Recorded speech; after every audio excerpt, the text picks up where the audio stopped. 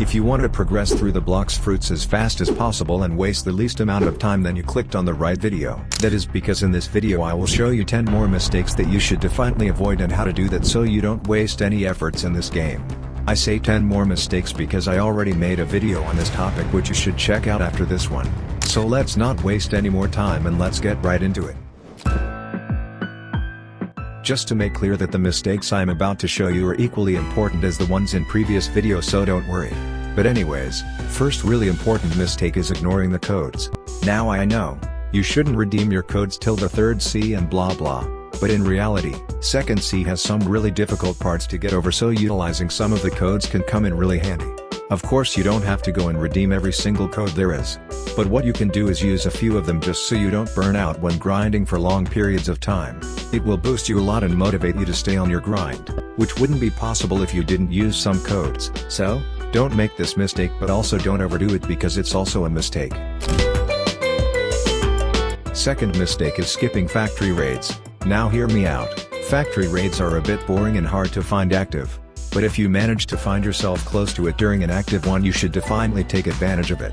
Why? Well, if you deal the most amount of damage to the core, which isn't that hard, you will be rewarded a fruit and a bunch of other stuff, which is really nice considering it's basically free stuff. So if you practice this on a daily basis, you will find yourself with tons of fruits really fast, so make sure you don't miss any factory raids.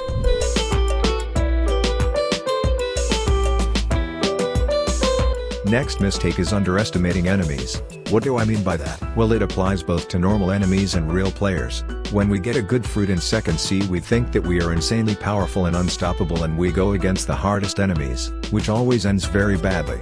So before you go against someone, you should calculate if you can even compare to them so you don't underestimate them. I mean, dying in this game isn't anything too crazy, but still you can lose some bounty, which is always a mistake.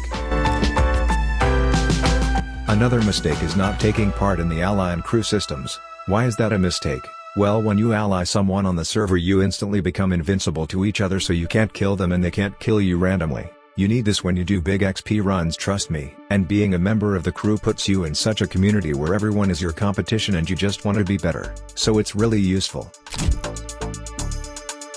Now this may sound a bit different from what I am always talking about, but relying too much on a specific playstyle is wrong. How? Well, of course you shouldn't be switching your playstyles every time you log on to the game, but also playing the game the same way throughout all 3 Cs during your whole Blox Fruits journey really leaves the game unexplored for you. This game has loads of content for you to explore, so if you just stick to some part of it, it's a really big mistake. Blox Fruits was meant to be fun, so you should explore it entirely.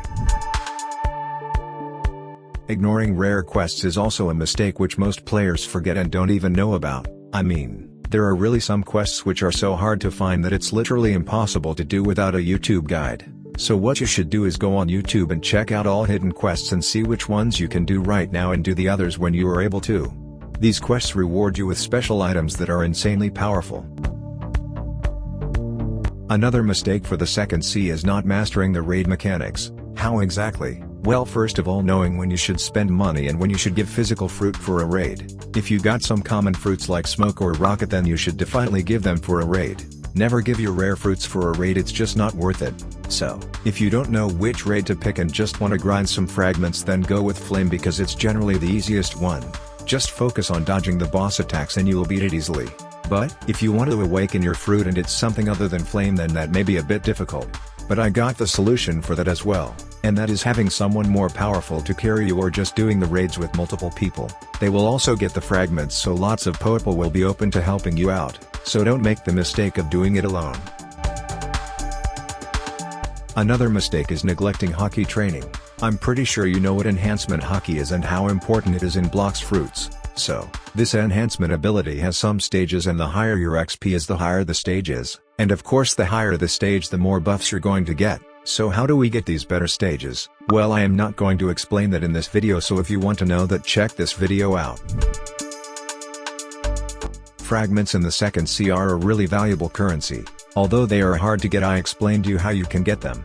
Basically raids. However, wasting them is a huge mistake. You can waste them on a lot of things like race rerolls, random fruit awakenings and so on. So use them wisely. And the last mistake is for your races. What is it exactly? Well, it's ignoring your race's advantages. So for example, if you're Mink, you have loads of mobility advantages, and so on. So guys, if you find this video helpful, make sure you leave a like and a sub to let me know that I should make more videos like this one. Thank you so much for watching and see you soon.